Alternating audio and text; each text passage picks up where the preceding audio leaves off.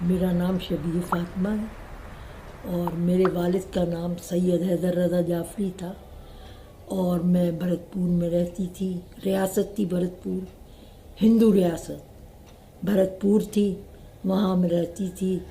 اور میرے والد ماں بڑے اچھے درباریوں میں تھے اور بہت ان کا اچھا مقام تھا وہاں۔ میرے والد پولیس ٹریننگ کالج کے پرنسپل تھے مراد آباد میں، اور وہاں سے ریٹائر ہو کے آئے تو انہوں نے سکونت اختیار کی بھرتپور میں، اور بھرتپور میں انہوں نے اپنی بہت بڑی کوٹھی بنائی اور ماشاءاللہ سب کچھ تھا اس میں۔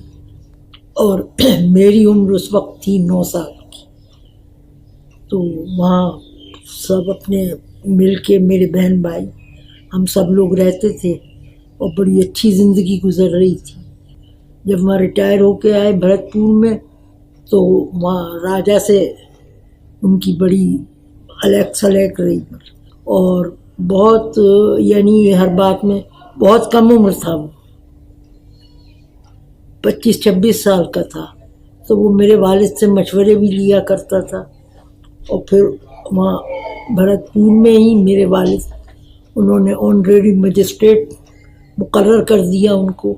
تو ایک روز میرے والد نے ایک دن ہندوؤں کا کھانا آفیسرس کا کیا تھا اور ایک دن مسلمانوں کا۔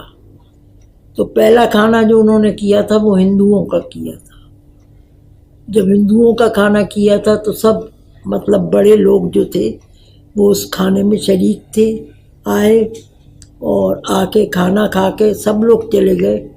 تو ایک چیئرمین صاحب تھے، وہ رک گئے، آپ لوگ اپنے بیوی بچوں کو بھیج دیں یہاں سے، بھرتپور سے حالات ٹھیک نہیں ہیں۔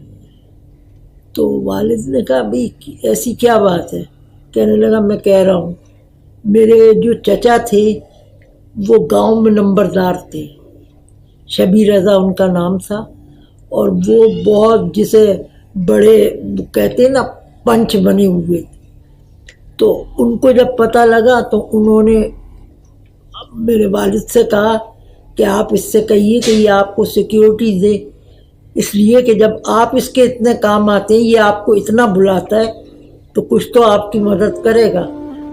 بہرحال انہوں نے خود ہی، راجا نے کہا کہ آپ اپنی فیملی کو فوراً یہاں سے روانہ کرنا، کیونکہ بہت بڑا لوٹ مار ہونے والی ہے۔